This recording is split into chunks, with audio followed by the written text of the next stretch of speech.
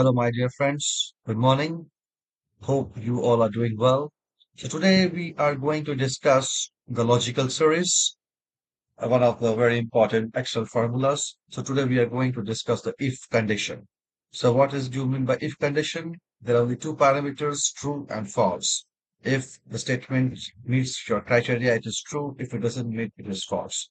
So you see, I have small data set of customer, its bill, and total item or inventory, and this is my condition. If the bill is greater than 5,000, you get 10% discount. It is very, very simple. So let's see how does it works. So we'll apply equals to if statement, and this is our logical test. We'll select the cell.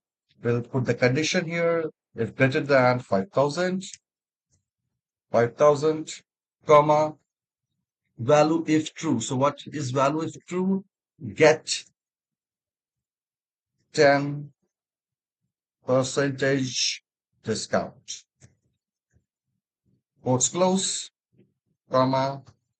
What is the next parameter? Value if false. So if the criteria doesn't meet, not eligible.